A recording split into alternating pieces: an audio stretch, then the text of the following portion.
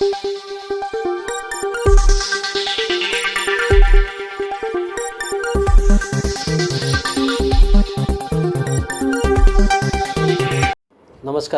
SN news चॅनलमध्ये आपले स्वागत आहे. निफाड तालुक्यातील रानवड येथे घडलेल्या घटनेने संपूर्ण नाशिक जिल्हा हादरलेला आहे. रानवड येथील पवार कुटुंबावर काळाने अक्षरशः घाला घातला आहे. एका क्षणात होत्याचे नव्हते झाल्याने संपूर्ण कुटुंब उद्ध्वस्त झाले आहे. या घटनेने निफाड तालुक्यावर शोक पसरलेले आहे. घरातील किरकोळ वादानंतर मुलांना केस कापायला घेऊन जातो असे सांगून दीपक पोपट पवार वय 28 आपल्या 3 चिमुकल्या मुलांसह घराबाहेर पडले.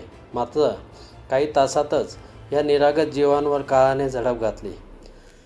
निफाडच्या हद्दीतील पालखेड डाव्या कालव्यामध्ये 2 निष्पाप मुलांचे मृतदेह आढळून आल्याने संपूर्ण नाशिक जिल्हा हादरून गेला आहे. मृत मुलांची ओळख प्रसाद दीपक पवार वय वर्षे 3, वीर दीपक पवार वय वर्षे 5 अशी पटली असून या निष्पाप चिमुकल्यांच्या दुर्दैवी अंताने सर्वच हळहळ व्यक्त होत आहे. त्यांच्या निरागस हास्याने भरलेलं घर एका क्षणात होत्याचे नव्हते झाले. ह्या घटनेनंतर दीपक पवार व त्यांचा 3रा मुलगा अविनाश यांचा शोध सुरू करण्यात आला आहे. दरम्यान वडिलांचा मृतदेह सापडला असल्याची माहिती समोर येत असली तरी लहान अविनाश अद्याप बेपत्ता असल्याने चिंतेचे वातावरण गडद झाले आहे. दीपक पवार, त्यांची पत्नी पूजा व भाऊ राहुल हे गेली 7 वर्षे शिवप्रसाद वाईन्स येथे प्रामाणिकपणे काम करत होते. कष्टाने संसार उभा करणाऱ्या ह्या कुटुंबावर असलेल्या ह्या दुर्दैवी प्रसंगाने ग्रामस्थांच्या डोळ्यात अश्रू तरळले.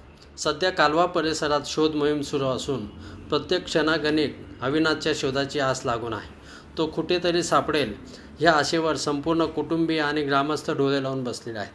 या संपूर्ण घटनेचा तपास पोलीस निरीक्षक गणेश गुरव यांच्या मार्गदर्शनाखाली सुरू असून पोलीस पथकाकडून सर्व बाजूंनी तपास करण्यात येत आहे. दरम्यान रानवड येथे अतिशय किरकोळ कारणावरून वडील आणि 2 मुलांचा बळी गेल्याने सर्वत्र हळहळ व्यक्त होत आहे. SN न्यूजसाठी प्रतिनिधी निफाड. धन्यवाद.